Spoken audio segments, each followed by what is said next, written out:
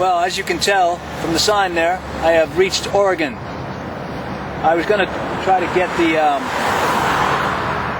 Welcome to Oregon sign as part of this trip here, but I passed it on the freeway and I didn't want to backtrack. So I got this, which is, just about the same thing, right? It's Oregon and I'm a visitor. So here we go. I'm here on Route 42, I think it is, about 30 miles outside of Coos Bay, Oregon, which is on the coast. I took this long, mountainous, green, very green road just so that I could get over to the coastline and then crawl up the Oregon coast on my way to Portland. From what I understand, the Oregon coastline is completely undeveloped. It was turned into a state park in 1910. Here at the Coos Bay watershed. Apparently this watershed here in the background collects raindrops from all over Oregon, and then eventually all of that water flows out to the Pacific Ocean. This Coos Bay area was once a mining town. In fact, it was once called Watershed. I'm not sure how that connects to mining, but apparently it was a mining town. And once the railroad came in, things changed dramatically. Very beautiful area. It's kind of cool today. I got shorts on. I think perhaps I need to put some clothes on. Perhaps the most stunning thing so far is that just miles and miles and miles of undeveloped beachfront land. As I mentioned previously, it's a state law that we must preserve oceanfront property. Can't build on it, can't build houses, can't develop it, can't do anything like that. So the coastline is just miles and miles and miles of unspoiled beaches and state parks. If this were California, this would all be developed. We have $1 million houses,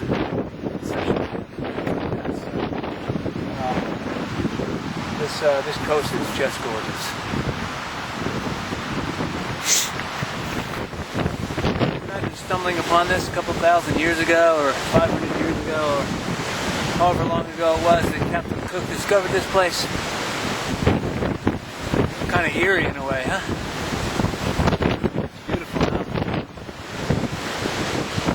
This is the bay at Yaquina Head in probably about the middle of the state of Oregon.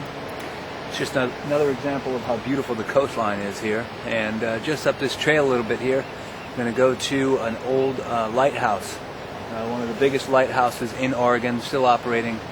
And I think it's one of the tallest actually in the country. But we'll get more on that later.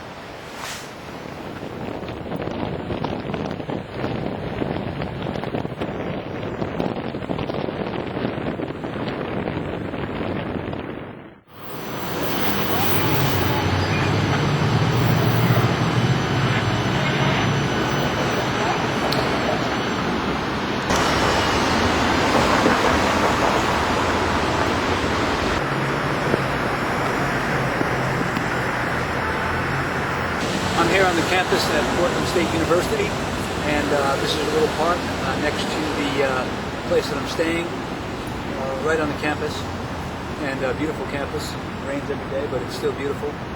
And in the background there you see a statue of Abraham Lincoln.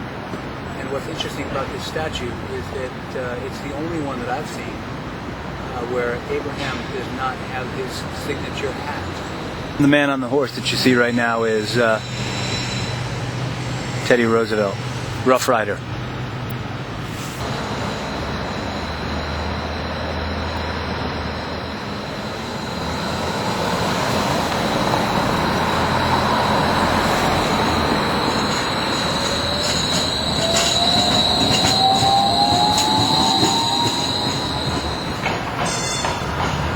Take my picture.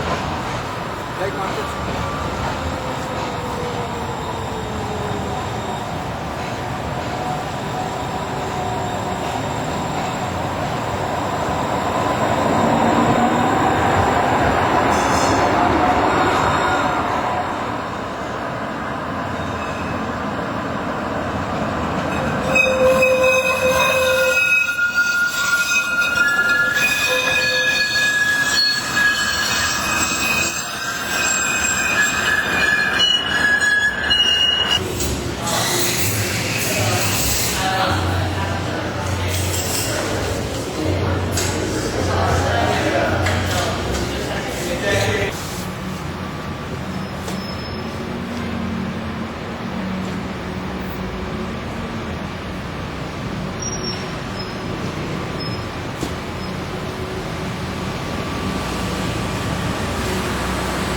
I am here in Klamath, Washington.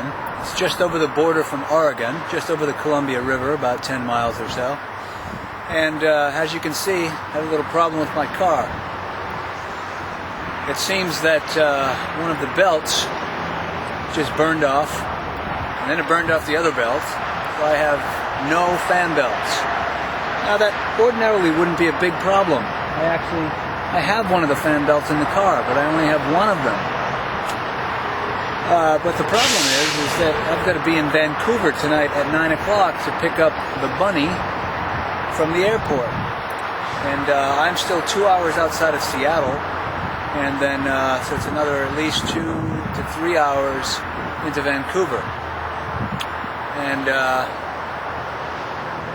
now I got to deal with this. Zen and the art of red car maintenance. That's what I'm dealing with right now. So I'm trying to think on the positive side. I've got AAA coming. Right now I'm in the middle of nowhere. Literally it's nowhere. Closest service station's about 12 miles away. So it's going to be interesting.